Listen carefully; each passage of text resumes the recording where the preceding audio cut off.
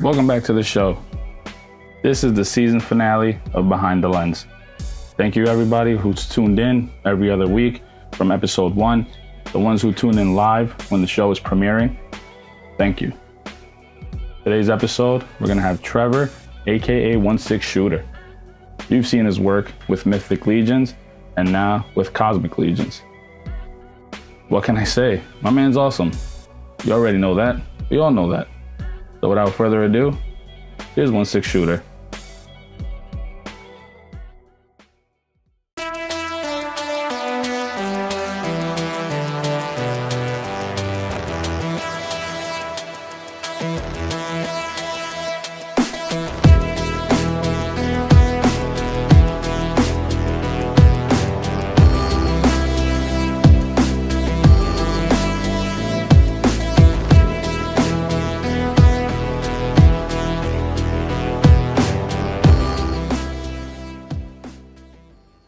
When you started, what made you want to start, doing maybe just photography in general?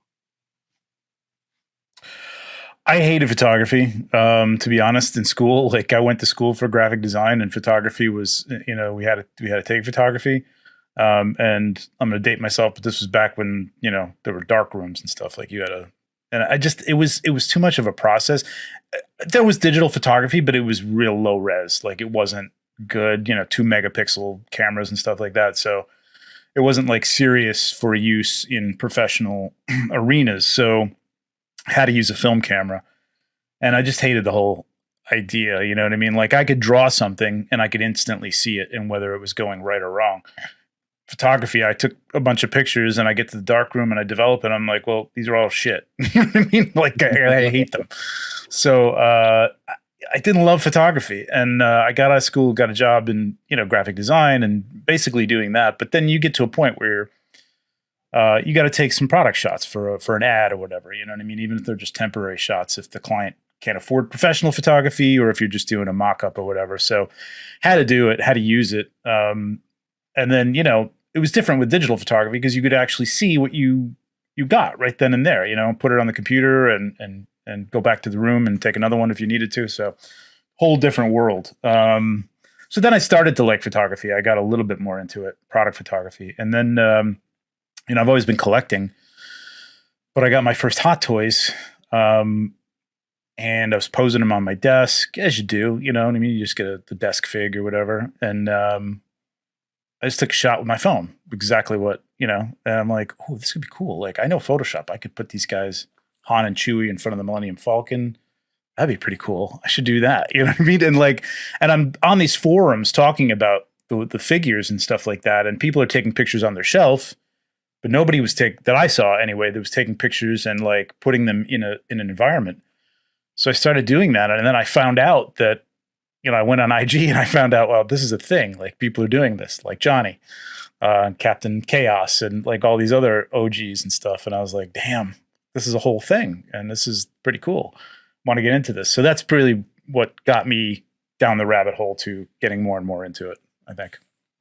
Nice. And so you started off with your phone. What was the first camera you purchased?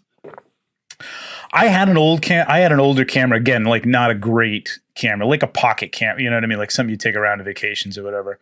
Oh, okay. So I got into Nikon just because a friend had a Nikon that I borrowed and recommended it. And so that was the first one I bought was, I can't remember the model number, but it was a kit lens, which I quickly outgrew because the kit lenses, I'd say get one, but if you get the kit lens, they're generally variable length lenses, and they're not a high end variable length. I have a variable length lens, meaning you can go from 70 millimeter to 24 millimeter. You know what I mean? On the same lens. You know what I'm talking. I think you know what I'm talking about. See, this is the thing. This is the show. A little bit. So it's not really. Okay. So you could get what's called a prime lens, which would be you get a 35 millimeter lens, and that has a certain focal length, and that's it. So you want to get a tighter shot, you got to move in. You want to, a wider shot. Okay, I'm not talking about that. With a variable length lens, you can adjust it, from where you are and kind of, move in and out, and you can go from 32 millimeters to 70 millimeters, let's say. Generally, the sacrifice with those lenses is sharpness.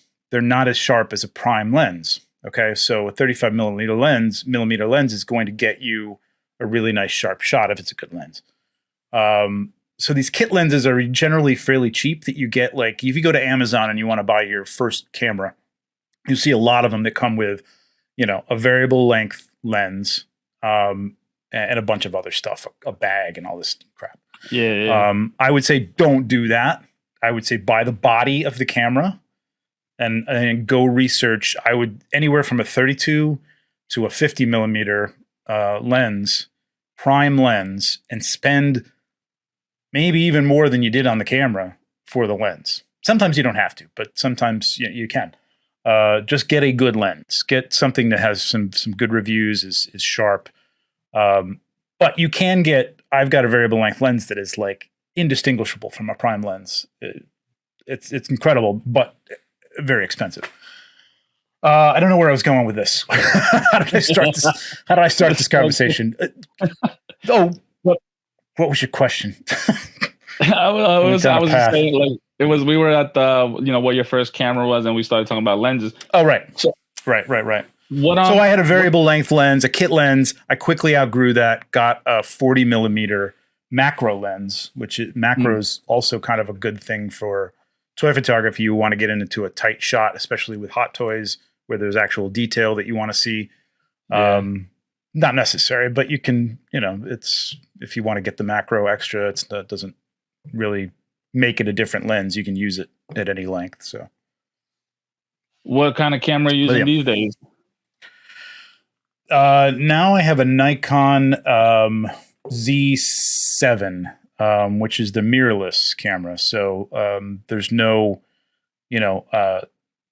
motorized shutter. It's all electronic, and you can see what you're shooting. If you adjust your focal length or your ISO, you can see it on the screen. Like you're going to see basically what you're going to get if you adjust the viewfinder or the viewfinder and the screen. You'll see basically what your shot's going to be. So it's not a matter of like kind of guessing. Like with DSLR, you really got to know the settings and like take a look at it after you shot it and say, oh, it's too dark. Okay, let me bring the ISO up or something like that. It's right there. As you look through it, you can adjust things and see how it's affecting the picture, which is a nice feature. And they're fast. If you need fast focus for our purposes, I see a lot of reviews. It's got fast focus and it can, catch if you're doing sports photography or something like that. So if you want to use it for other things, that might be important to you. For us, for the most part, we're doing tabletop things that don't move unless they're falling over, which is not good. So you really don't need all that stuff. So you really don't need to go that far to get like all those specs on a camera. You can get a pretty basic camera body, starter beginner camera body, even used, and do that. But that's what I'm using now. Probably even more camera than I need, but it's, I like to have it just in case. Yeah, I ended up buying my camera I bought the kit at PC Richards, and I ended up buying a different lens. I want to say like a 55 millimeter. I'm not sure. I can't remember. Yep. But I think it was that. And then when Johnny sold his Canon and went to, I think Nikon. Sony, right? Yeah, Sony. Yeah. I ended up buying his macro lens that he was using. Oh, nice. Yeah, perfect. So I've been using that because I love the way it looks. I love that up close, that focus on that one thing, and I love it. Yeah, and it's nice. Yeah, way more than that camera was. Oh yeah, well, that's what people I think going into it don't realize is that, like, again, the kit lenses, it comes with a cheap lens, and I was taking pictures. I'm like, why is everything? It's so soft. Like I'm not getting. Like what I want out of this. And you quickly realize that the kit lens is not the way to go. So yeah, lenses aren't cheap. I mean, you can get some really good cheap lenses if you do some searching, depending on what brand you're using, but that's the way to spend your money for sure on a lens. Yeah, definitely. So what, so you got the new camera after you did the photography and the stuff like that, and then you started doing it on your phone. Like, at what point were you like, oh man, this is so cool, let me invest even more in this? Like, what was that transition from just I guess, even though it's still fun, but you were like, let's take it more seriously. Mm-hmm. Yeah, what you see behind me, none of this was here, and this was a pretty dank, dark basement, and I just had this little corner that I kind of, cleaned up and put this table up, and I bought a roll of like white paper to put down behind things and stuff, and I wasn't doing digital. I was printing out backdrops or whatever I could do. And I just wanted to take it further.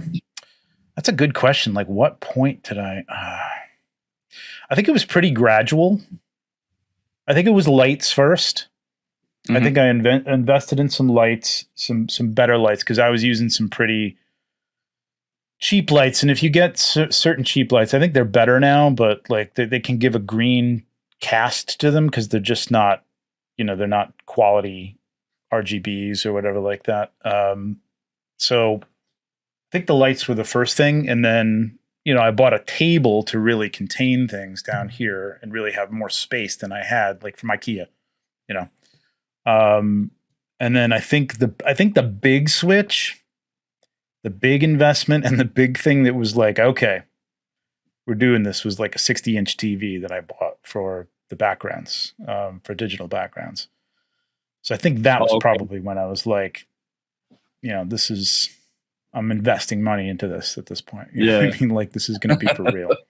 It's not to watch sports. It's to see these pictures. Exactly. Exactly. I don't think I've ever watched anything on this TV. Like, it's down here. I could be sitting here watching TV, but no, it's just for backdrops. And it's not 4K. Like, I wish it was 4K. Like, I wish I had waited another couple of years when those things dropped.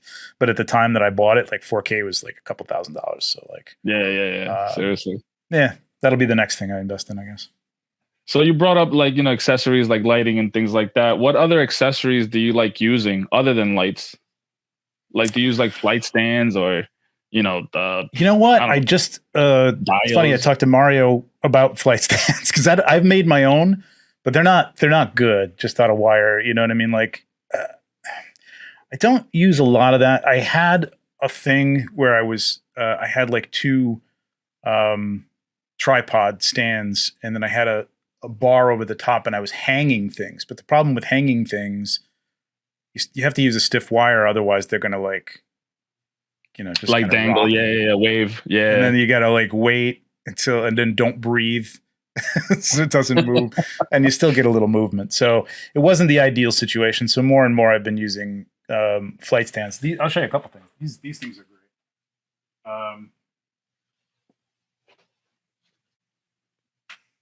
So my number one thing, and like if you watch any of my videos, it's just bounce cards, just foam. But these little clips, you can get stuff like this from Home Depot. You can clip them on here and then just, have them stand wherever you need. There's also really cheap bifold ones. Maybe I'll grab one in a minute. I'll show you. Hang on. Take this whole setup down anyway. So, these just fold in half, so you can get a black side, a gold side, and then inside is a white card. So you can fold it any way you want to bounce light. Bouncing light, I tell you, that is key. It's a key that a lot of people just don't think about when they start out. They feel like I've got to put a light here, and then I've got to put a light in front, and backlighting is your friend. Backlight it and bounce that light up in front of the figure, and you get a nice soft, light. It's the way to control light. Little pieces, even putting a piece of card, like let's say you're doing a snow scene or something, putting a piece of card underneath the figure, or even it doesn't have to be a snow scene, just to light up. You see how different that is when you take that off and put that on your chin. Yeah. You know what I mean? It just adds that little bit of light underneath there and defines, the chest, the arms, whatever, the weapon that they're holding. So, these things are great. These are 3-2-1 blocks. So these are machine blocks. You can get them on Amazon. They're for, machinery, I guess, for manufacturing machinery. You can stick stands in these things. They're metal, so I found these clips to hold, just little alligator clips on a flexi stand, and they're magnetic, so they stick right on there, and then you can use those for holding leaves or, holding wire or holding a figure or something like that. So these are great things. Nice. Those things are cool, and they're super cheap. And even if you just use them to weight down a flight stand or weight down a piece of scenery or something like that, like a Dio piece or something, they're excellent. Those things are great. Yeah, I mean, I use those a lot. Nice. Do you mainly do just the 1/6 scale stuff, or do you do like 1/12? Other than obviously the Mythic Legion stuff. It's funny. That's what I get. I don't know if you're trying to be family friendly, teased over. I'll say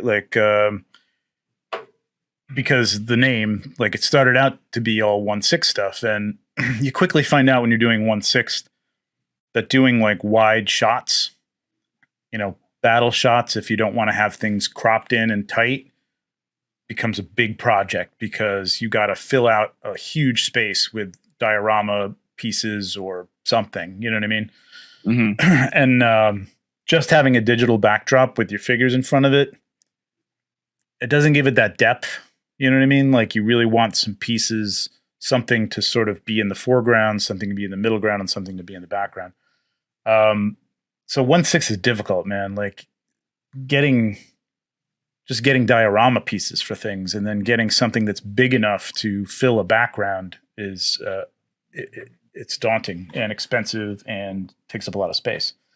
So I quickly started collecting like Black Series and Marvel Legends, and then of course Mythic Legions came along, and that was it, man. So I got a lot of 1/12, and it's kind of my preference, actually, even despite my name. But I do still shoot 1/6 stuff. Yeah. It's just easier. 1/12. I mean, there's tons of stuff out there. It's all relatively the same size, even though McFarlane's a little bigger or whatever. If you get a Dio piece from one, you can generally use it for another. A horse from here, you can use it for Batman or whatever. Yeah. So it's just an easier scale to be in. It's easier to play with that 5 to 7 inch scale, like right there, and you can put something in the background, make it look the same size that might be smaller, or vice versa. So it's cool like that. I try to do a shot with the Anakin Hot Toys, and I was trying to use the TV, and man, I just couldn't get, like, the idea was there, but looking through that lens, and I'm looking at the little screen, and like you said, you got to snap it, then see how it looks, and I was like, nah, I can't do this. And I couldn't figure out, like, what am I doing? Like, I know what I want, I just can't get it. So tell me about that, and let me see if I can like figure out like what was the idea, what was the background that you were using? You were using a TV screen or something, or a computer screen? Yeah, it was a TV screen, and I had a picture of I wanted like a picture of Vader in the back, right?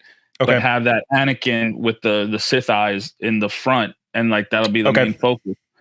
But my lighting, like you're saying, was super important, and I don't have the tools right now to get all that proper lighting, and I don't know how to use it, even if I did, because like you said, I'm just putting stuff all around where I think it might need it. And it just wasn't coming out. Like, my whole thing was like, he has the hood on, and like try to get some like some redness coming up from the bottom, almost like to show the lighting on that, but not be too dark, but the TV, then the glares and all that. And I'm like, oh man. Okay. I knew you were going to say the glare. So let me talk about that really quickly. So the key to using the digital backdrops is you've got to, and I tell this people all the time, and sometimes it's difficult because you've got to compromise a little bit. Like, I find backgrounds, and I try to keep it's stock photography because of what I do, graphic design. I have a stock photography the subscription. So they're free to, I mean, you can use them if you're not using them like commercially for big, whatever projects. So, but I try to keep them to the point where they're A, mainly out of focus, and B, or at least, because they're in the background.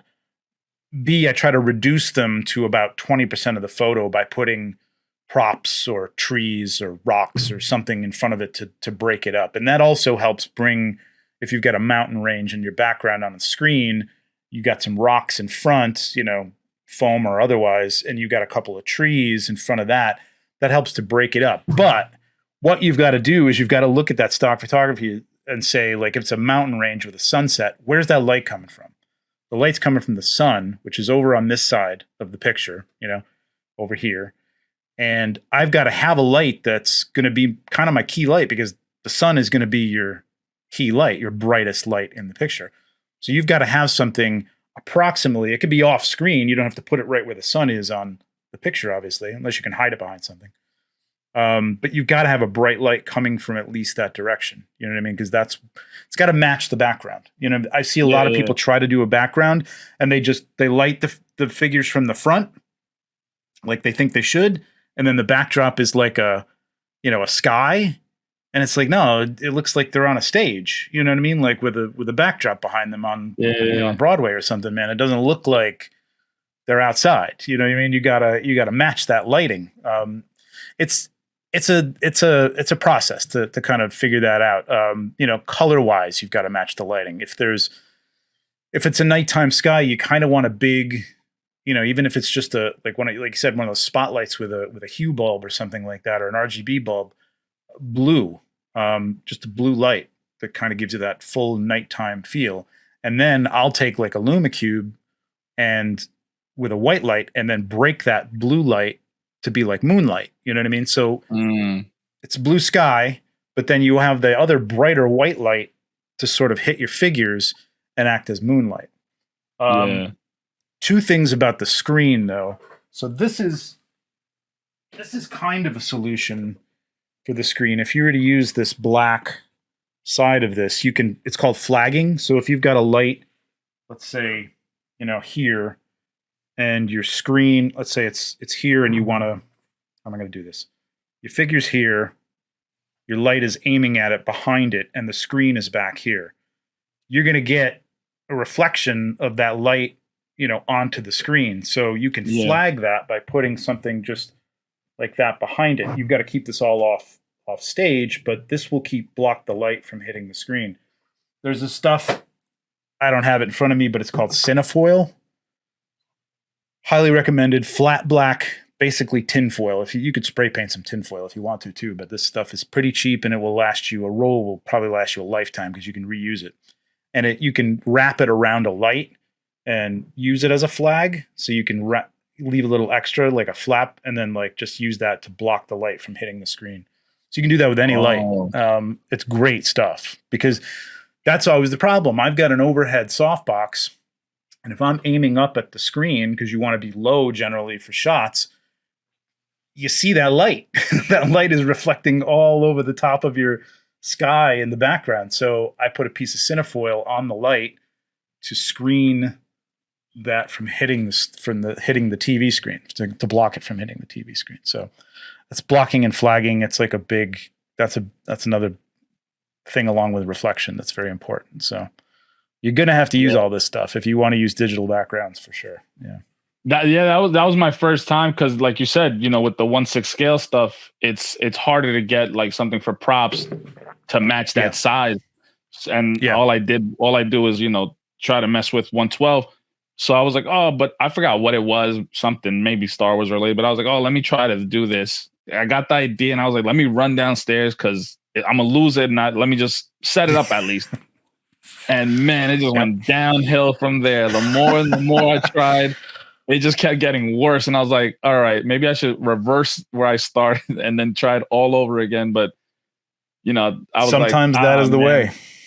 Yeah. Sometimes that's the way. And I will tell you, that happens to me as much as it probably, well, maybe not as much, but like it happens to me as well. Like I will go downstairs and like, all right, I'm going to do this. This is good. I got it in my head.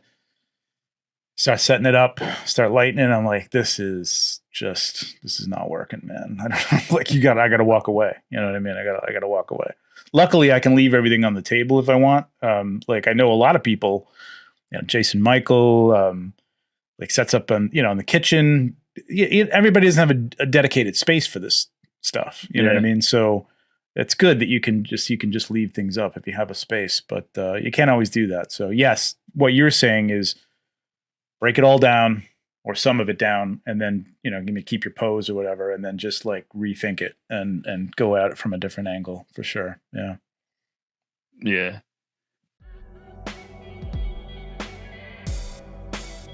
I hope you guys been enjoying the episode so far. What else can I say?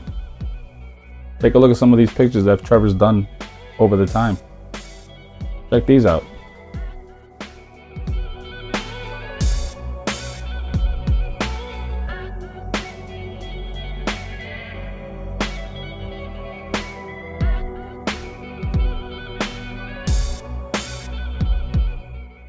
So, you were talking about the 1/6 scale and the 1/12 scale.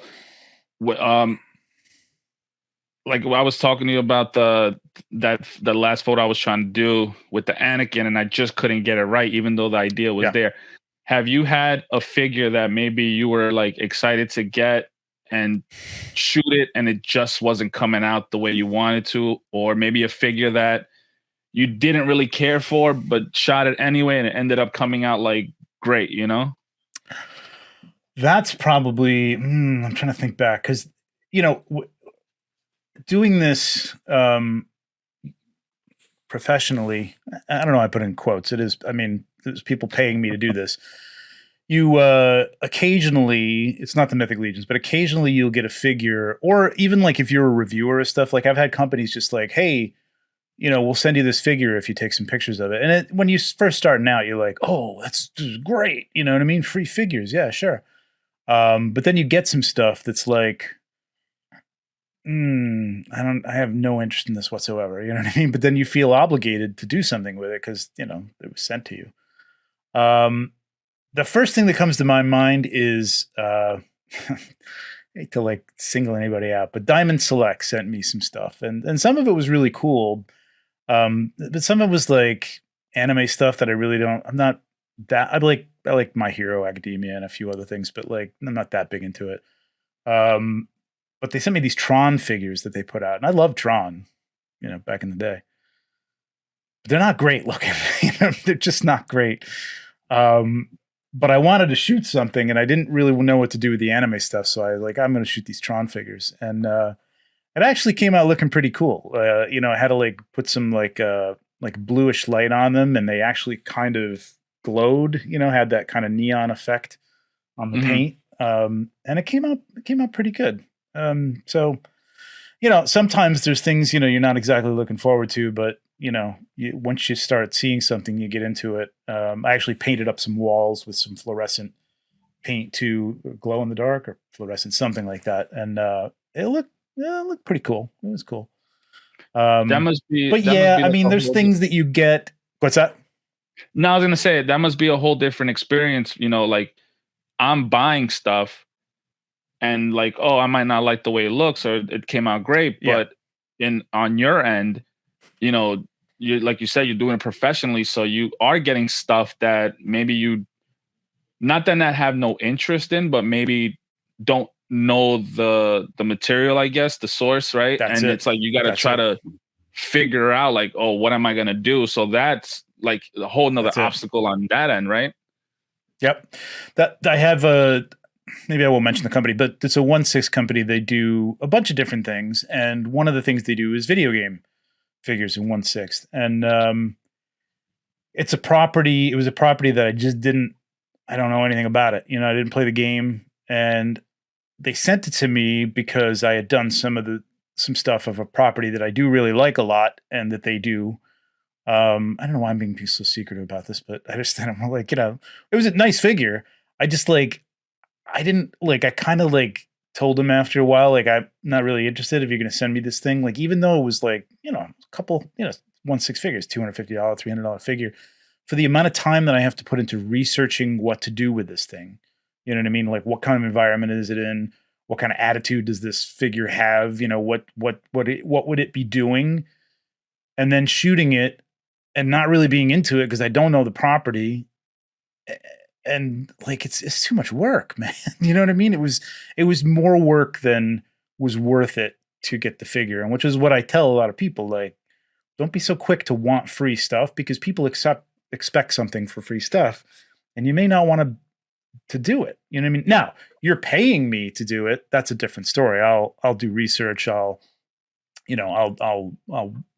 put my best foot forward on something. Like if you're actually paying me to do it, but trade for a figure, even a 1/6 figure, sometimes it takes too much time. You know what I mean? Like it doesn't make it worth it. Especially like, I'm not gonna call anybody out, but there are companies that will send out free stuff to people all the time, and kind of want them to do something with them. That's what they expect. Yeah. And that could be cool if you really just want the free stuff, but and it's fun. You know what I mean? Like you get something from, let's say, Hasbro or something. It's great to get that big box and like, oh my God, all this stuff is free. And you may just want to take the pictures. So that's cool. That's great. But Yeah, sometimes you gotta weigh the time you're putting into it, especially like I've got stuff that I actually have to do that I'm getting paid for. Like I can't take a lot of time to do something for a free $30 figure. You know what I mean? Like it's just not that important to me. Yeah, because companies will send you something, in hopes of like basically free promo from these top level guys, right? That's it. Yeah. Yeah. So Johnny knows this. I mean, he gets it. I'm sure you've talked to him about this. Like they want your exposure. So it's on top of not only not paying you to do the photo, which is time, sometimes hours and hours. They're also not paying you for the exposure that they get on your page that you've taken the time to build up with your talent. So it's kind of I think you get to a certain level, and you're like, you know what? Nah, keep your free toys, man. I'm good. You know what I mean? If I want to shoot them, I'll buy them.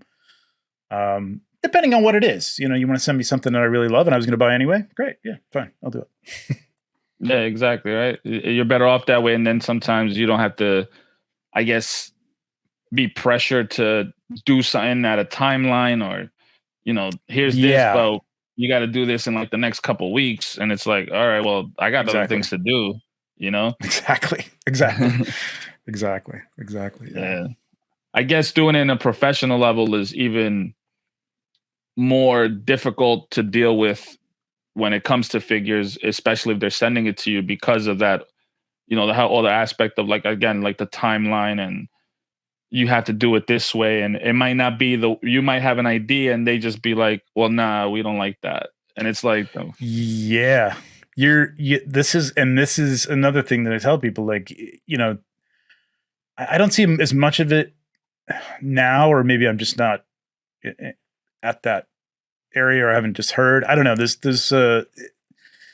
I heard a lot of people before saying like, I want to do this like professionally. I want to make this my profession. And I thought the same thing. Like, this is a great hobby. Like I get to shoot toys, man, and like play with them and make up different scenarios and stuff.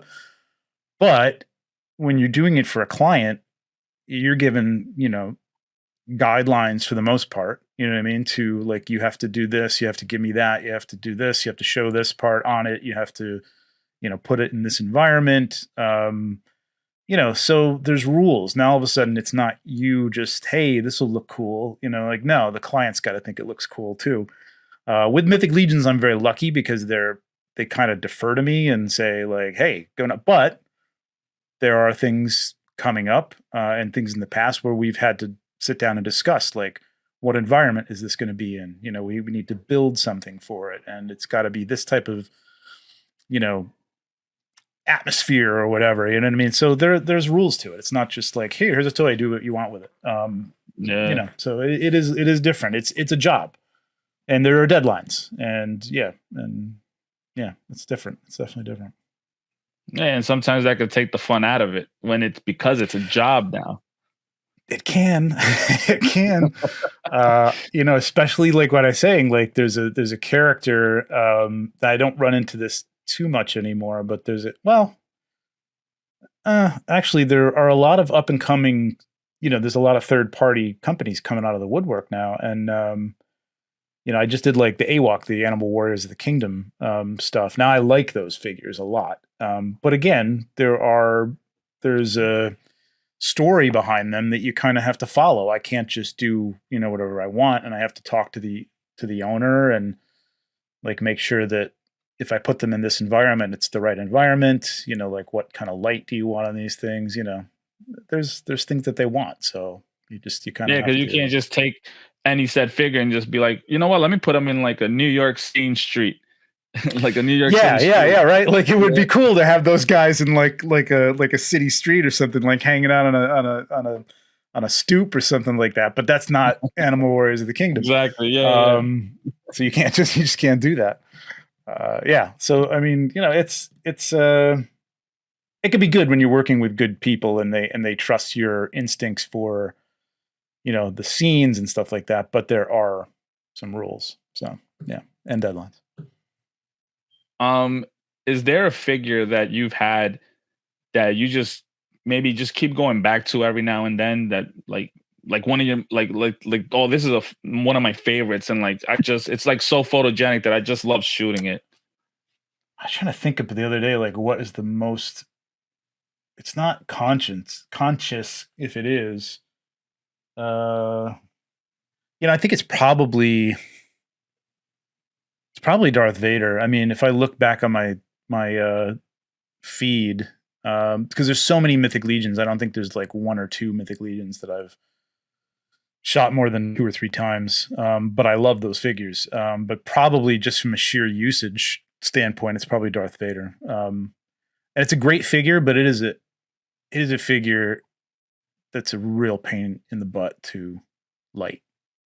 It's like they're shiny parts bouncing all over. You get, any place you place a light, it's like, oh, you see it reflected in the helmet, you see it reflected in the eyes, you can see you reflected in the eyes sometimes. It's a pain, man. It's a lot of work, but it's I think it's just an iconic character. So probably that, or maybe Spider-Man. I don't know. I shot Spider-Man a lot, I think. Maybe not. I don't know. I can't think. Maybe Wolverine. I don't know. But there's nothing conscious that I like, oh my God, I can't wait to get back and shoot, whoever. Yeah. I kind of get bored with things quick.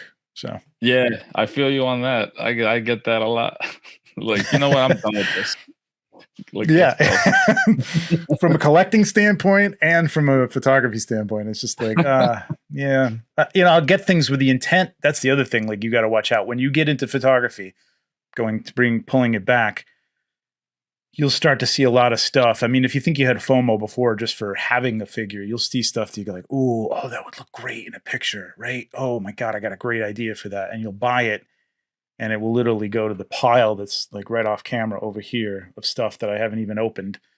And I'll never probably get to shoot it. Who knows? Maybe it'll inspire me someday, but there's a ton of stuff around me right now that I bought fully with the intent of shooting it, and I never have. So control that. It's nice that photography is actually like pulling me back, in that I'm thinking like, listen, I've come to the reality, the realization that I'm not going to shoot everything that I have. And so some of the stuff I don't even enjoy all that much because I'm never going to take it off the shelf and do anything with it. So why do I have it? You know what I mean? So it's actually been good for me collecting wise. Now you said that when you do like stuff, like let's say for Mythic Legions or anybody else, that sometimes you might need dials. Do you own a lot of dials and stuff like that? Or is it just like work related stuff?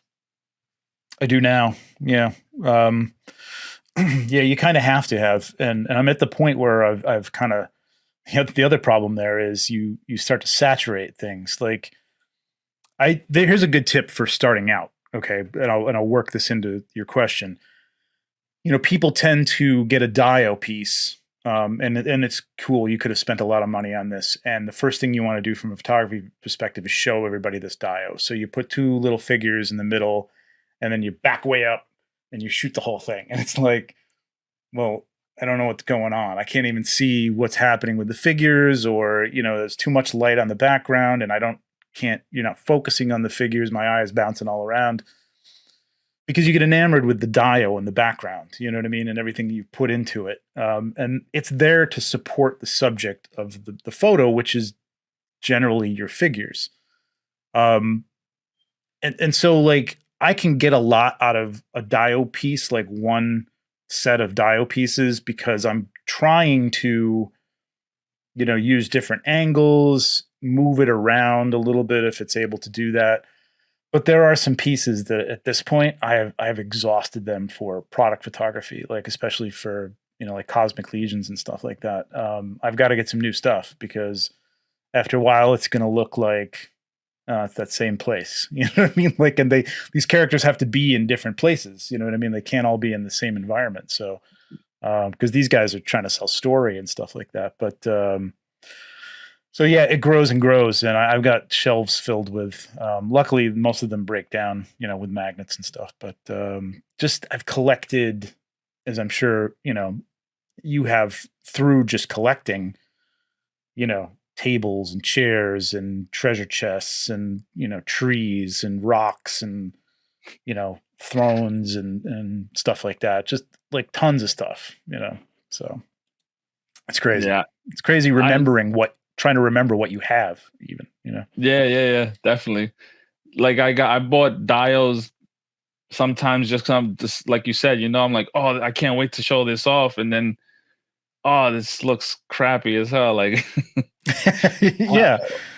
But then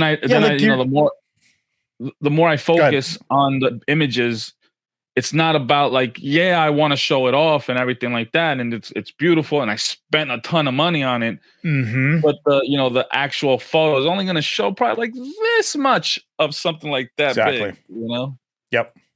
And that's where you get a lot out of it, because then you can go and you can, like the one you have in the background there looks fantastic. The brick building with the vent. Yeah, over that looks really nice. Like you can, and if you shot up and you just had Spider-Man on the vent, you know what I mean, and you had a scene like the sky or whatever in the backdrop, you're just going to see a little piece of that building. You spent $150 on it or whatever. But that's all you're going to see. But in the next shot, you're going to use it again from a different angle, and it's not even going to look like the same thing, as opposed to like backing up and like, hey, look at this Dio. Isn't that great? Like, yeah, all right, that's cool. Put it in your story on Instagram. What I mean? Yeah, show everybody. This one piece belongs to this whole building I have over here. Oh, damn, nice. But all I did was take the one wall and put it up there for the like death, and like you said, like I'm just gonna show off that one little piece. Everything else is just background noise. Yep. Yeah, and that's putting them together in creative ways, like putting one building behind another building that's far away, or lifting it up on some pieces of cardboard or whatever, so that it looks like it's in the background and it's a building in the city or whatever, like, something like that. Like that's the kind of stuff.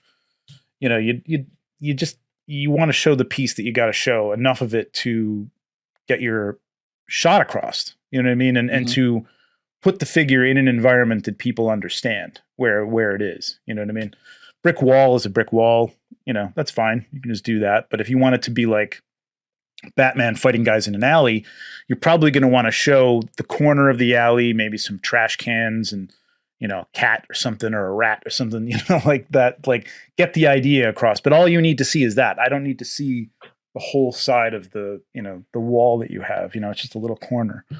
So don't get too enamored with them, and then you can use them for a million photographs, you know what I mean? And people won't know that you're using the same dial over and over again. If you can go back and talk to yourself, like your beginner self, what advice would you give yourself? Don't buy so many toys. That would be a big one. I don't know. I think the thing is, the process is part of it. You know what I mean? So as much as you can get shortcuts, and like I can tell people stuff, kind of like what we were talking about earlier. I don't know if it's going to be on here, but like we were talking about the idea that somebody can tell you their secrets, but you, at least currently right now, without experiencing them, playing with them, trying them, you can't reproduce them. You're not going to like, oh, you told me that you light from behind and you bounce light to the front. Now I'm going to be producing stuff that's just like yours. And like, no, it's like, that's not going to happen.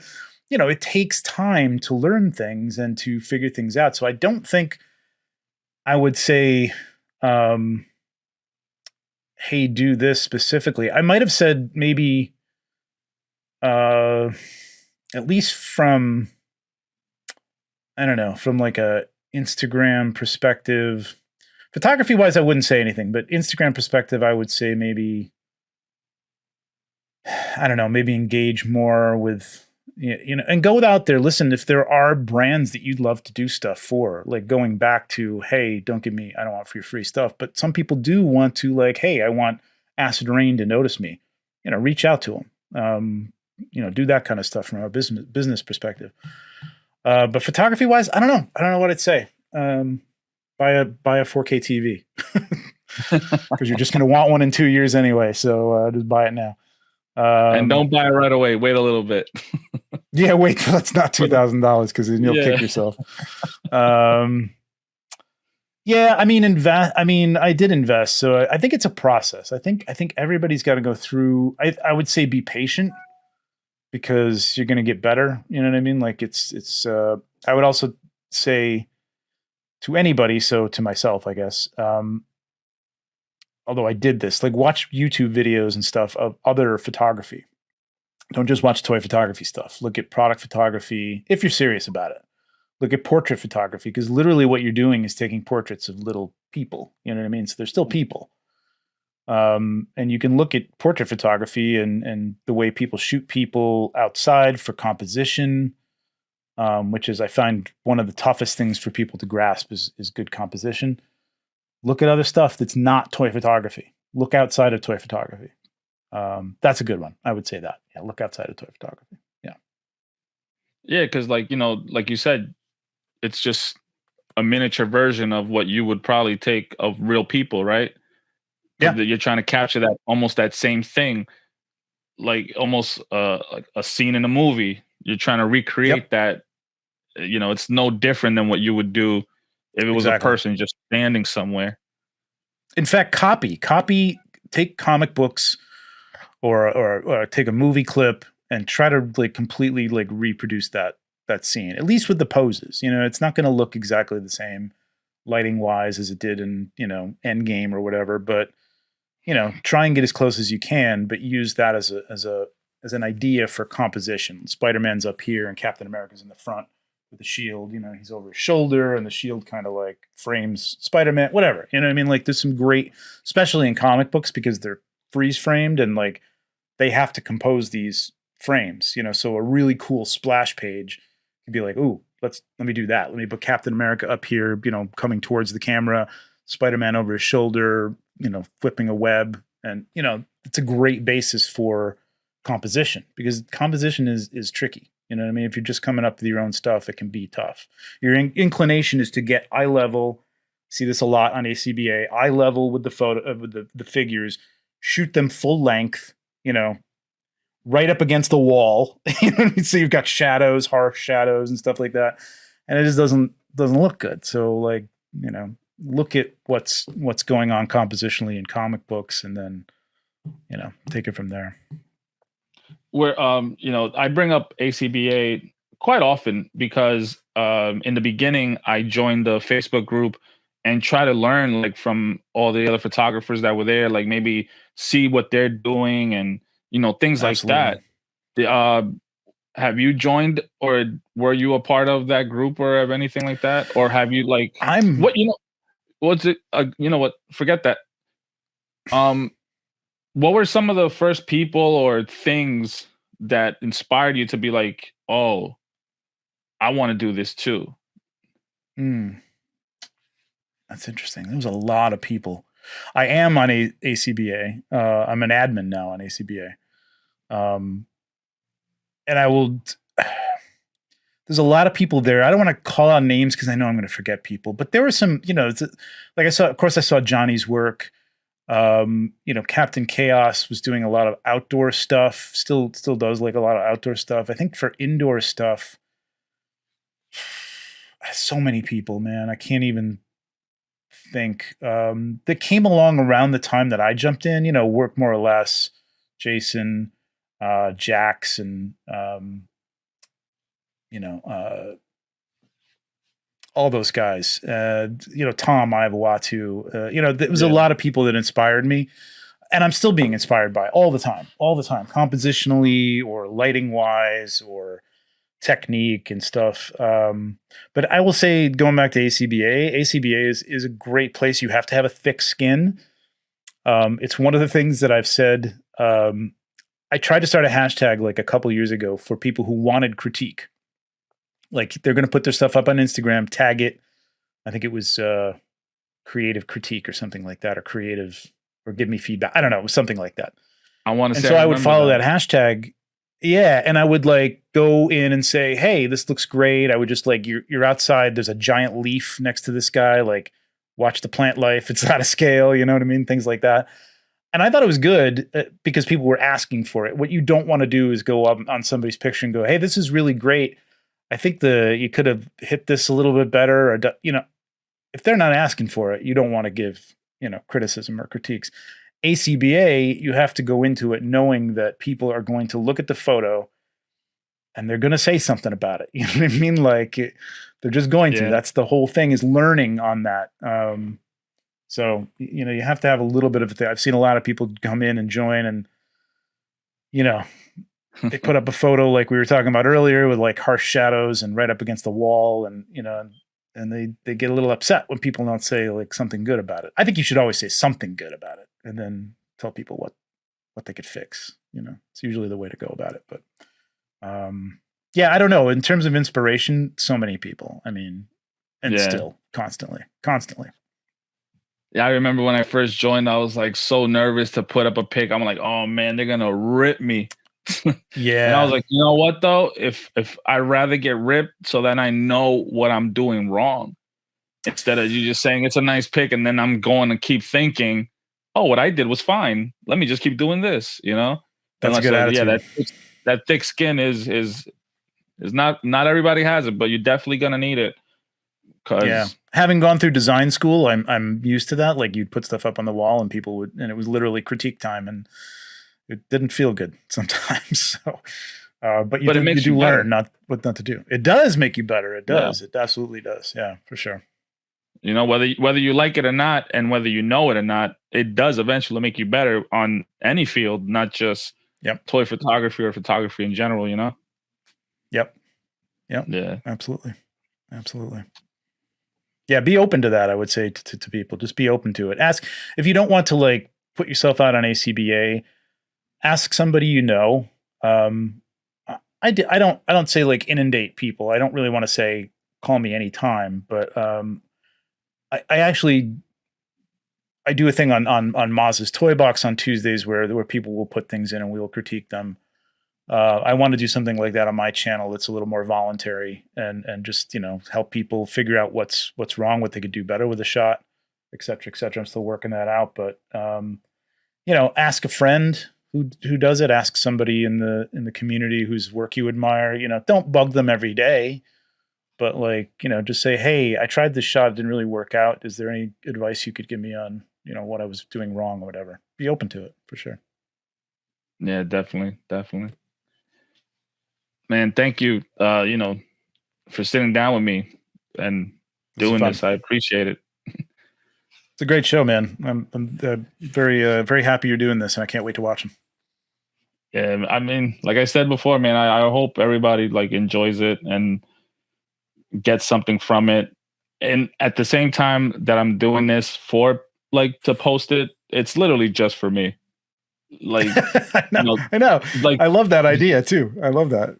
You should make it real personal too. Yeah, no, the things, some of the things you said already, I'm like, oh shit, I didn't think of that. Oh, I didn't know that either. All the stuff that you're saying with the softening up the light or not having to put it everywhere. I'm over here I have to buy 100 lights and put them everywhere, and it's most of my stuff is done with 3 lights. I mean, maximum, sometimes 2. Soften it with tissue paper, in front of it if you don't have soft boxes are expensive. Again, you don't have to go out and buy expensive equipment. You just have to get a little more guerrilla about it. You know what I mean? But tissue paper in front of your light just to make it softer and spread out the light, as opposed to like just hitting it, with a bright light. It's just like, it's plastic, man. It's going to glare. And so you want to soften that light a little bit. So it's, again, man, there's all sorts of stuff you can learn from people. And there's also stuff that you got to try to see how it works. You can't just expect to go in and have it like be magic. It's not going to be magic. You got to try it a bunch of times. Yeah, definitely.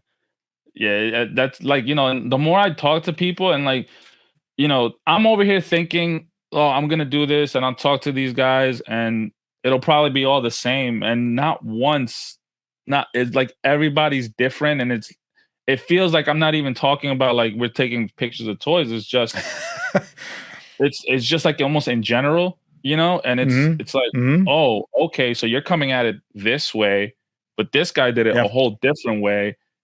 And it's like, okay.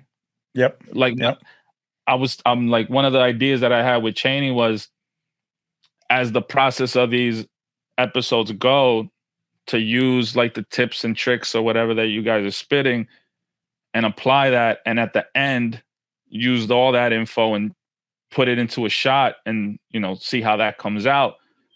And at first I was like, yeah, that's great. I did it with the first ep and like set something up like the way I have here. Like that's the whole intro and thing. Like it's me walking into the camera type of thing. Yep. That's great. Intro. So I'm like, you know what? I'm going to stick to that and I'm going to try it. And then I was like, I'm going to switch it up. Cause then the idea in my head was I saw somebody's post and Work More or Less for the past few weeks has been doing a lot of behind the scenes stuff that I've noticed. I don't know if you've done it before that, but yeah. Been posting a lot of the stuff. And I'm like, oh man, this is pretty awesome. And then I saw someone else, like a couple other pages show the same thing. And I'm like, yo, see, this is what I would have loved to see years ago when I wanted, because it's like, oh, it shows you, but it's like, damn, even that is like, okay, like this is a setup, like this one he did with the Micro Machine Star Wars stuff yesterday. He put the glass and I was like, wow, I would have never thought of that, Yeah. And I have the YouTube channel, but honestly, I've had people tell me that they like seeing the BTS as much as they like seeing the picture. It's not more sometimes, depending on the picture. Yeah. But I put up BTSs, I'd say, on 85% of the stuff that I post. Not everybody scrolls to it. And I've done some reels and stuff like that, but people love that stuff, man, because and a lot of people will say, hey, thanks for putting up the BTS and not just being like secretive about it. Again, like, yeah, no, seriously, man. Like I would like to see more people get into the hobby and do it well, because I know it can be frustrating. And I know going back, it wasn't really a thing back in the day. I mean, I said back in the day, like 2015, 2016, but like that's getting back in the day now, man. Yeah. Almost 10 years. But Christ. But people weren't really doing that as much. I mean, sometimes they would show, like, if you're doing like explosions or something like that, they show a little video of like, oh, the firework went off behind the stormtrooper or whatever, but that was about it. Yeah. So like, I encourage people to share that stuff. And I would encourage new people to share that stuff. Actually, like, take a picture of your setup. Like, if you want help, don't just take a picture and say, hey, what's wrong with this? Cause I'm like, I don't know exactly what you've done here. You know what I mean? I can't tell you where you're going wrong if I can't see like how you've set this thing up. So definitely take behind the scenes pictures. And if you want to share them with somebody whose work you want to like sort of emulate or get advice from, that helps them out for sure. Yeah, definitely. Like when I first started seeing pictures, the most I would see was like a setup, and then it's like, oh, okay, but what's that? Like what they have there? Yeah. What do they have there? Things like that. But now it's like you guys are doing it a lot more, and it's like, oh man, like this is all, like, me for once. Another reason of this is because I love behind the scenes stuff. I want to know how things work, whether it's a radio station or a TV show or just you doing a show on YouTube. Like, how do you get this? Like, what camera are you using? Like right now, the whole time you're talking, I'm only looking at that microphone in front of you. Like, like, what Yeah, this is just a blue. What are these things called? Oh, the Yetis. Yetis. Yeah. The camera's is EV1. I invested in this. This is pretty nice because you can do whoop like that. Yeah, see, without doing the plasty whoop. You know what I mean? Like, yeah, I know. My whoop don't even work. Yeah. Yeah, I always wanted to know how the magic tricks were done, man. I love magic. I would love watching magicians, but I would like rack my brain at night, like trying to figure out how they did that. So Yeah, that's it's exactly fun, what man. this It's is like to me. showing the magic. It's like, here's how the trick is done. Like, and it's kind of, Yeah. you'd think it would ruin it, but it really doesn't, because it's like, oh, I want to try that now. You know what I mean? So, Yeah, cool. not only do you like, all right, you're showing me how to do it. Now I'm learning how to do it, and now maybe I could put a little twist to it, and maybe even improve it, or do something else, and it's now it's a whole new trick. So like that's like we're all not out there all doing completely different stuff. Yeah, we're all doing basically the same stuff, but we all have a way of doing it. We all have colors that we lean towards. We all have lighting schemes that we kind of innately go to after a while. And you could copy it and it's still going to look different because you're shooting in a different angle. Your composition is different, whatever, the characters you're using, the dial backdrop, it's all going to be different, man. It's all going to have a different feel to it, even though you're doing the same stuff. You're basically doing the same stuff. So, and there's a million ways to do it too. There's a million ways to set up a shot. So, everybody's going to develop their own thing, but I would encourage people to like do that. Just play with it. Set up a shot, try it from different angles. Don't think that you have to, find that one perfect thing. Move it around. Leave it on the table if you can for a few days and try it different ways. Light it different ways and see what happens. Like when you put the light over here, behind it, or in front of it, or on top of it. You know what I mean? And see what it does to the shot. So, yeah, takes practice. Yeah, I remember I was doing one shot sometime a year or two ago. And, my thing was like, all right, here's the camera. Everything has to be in front of it. And then I'm looking at the pictures. I'm like, yo, these are coming out so bad. Like, what is it? I literally grabbed the camera and just moved it like a sideways angle. And I was like, wow, what a difference. Yeah. I'm like, and I'm thinking it has to be like right in front of me the whole time, Nah. Not once that I think, all right, the shot that I'm setting up, it could be on an angle. It doesn't have to be like right in front of me. You don't have to be up centered, right? Everybody's straight, your eye level with the characters. Shooting low, everybody tells you like when you're starting out, shoot low because it makes the figures look bigger and more lifelike. Mm-hmm. And that's it's not a rule, but it's a general. It's usually the way you'll do things. You know what I mean? Like 9 times out of 10, it's going to look better than shooting at eye level, depending on what you're shooting though. Like if you're shooting a portrait of a 1/6 figure, you may want to get like right eye level with them and have them looking at the camera or something. So, and sometimes you can shoot from up above and have a great shot of like a group fight, like a Darius setup, you know what I mean? The guys kicking and, ninjas all over him. And then that looks really cool from the top. But, generally, when you're starting out, I would say try to shoot, low up towards the figures. You're going to get a better result than eye level. It just looks better. So yeah, all that stuff, man. Like literally, like as I'm going, and I'm like, oh. Then I'm over here like cranking the my tripod like to raise the camera, lower it, like you said, like doing it, like looking up, and I was like, oh wow, this looks cool. Like, yeah, what did I do this? That's it. I do this. I tell you, I do the same thing. Like I will, in my head, I'm like, okay, I've got this composition at this point. Like I can kind of do this, and I'll set up the camera and I'll, slightly move it here or there, maybe tilt it or something.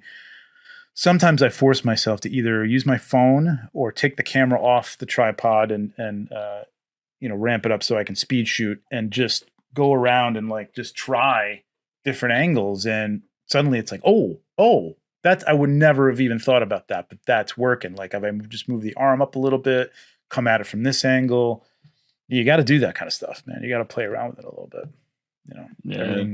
Everything isn't gold the minute you set it up and get everything balanced. And you know what I mean? Like sometimes, shit's got to come apart.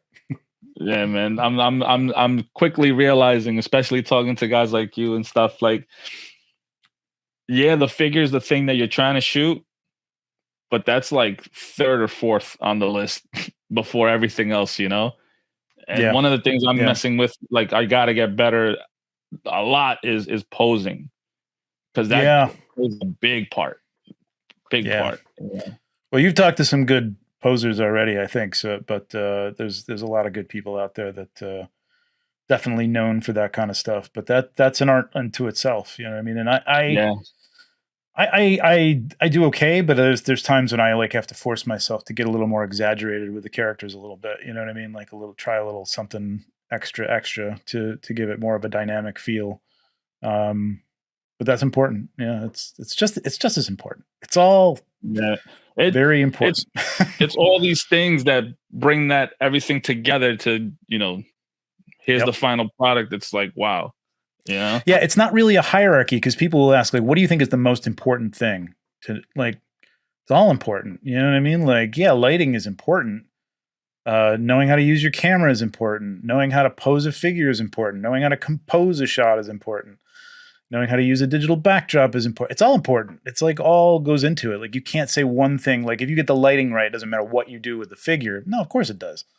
The pose stinks. It doesn't matter how great your lighting is. So it all has to come together. Yeah.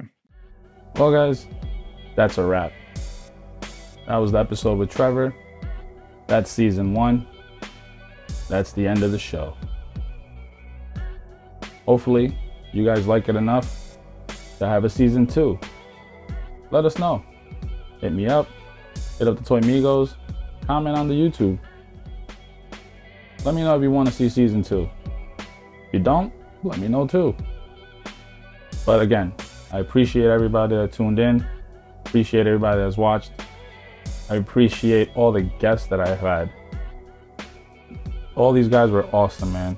I'm glad I can call them friends because to me, that's what they are. They're super cool. Everybody's awesome. Can't wait to sit down with other people for season 2 if you guys allow it. And thank you. Thank you to the ToyMigos for letting me put it on their YouTube channel. And a huge, huge thank you to my man, Norin Radicals on Instagram. Thank you so much, man. You helped me out so much editing the shows, every show. I know I'll be super late trying to do these things, but thank you for your patience. I appreciate you, sir. One love. Thank you, everybody. Hopefully I'll see you season 2. Peace.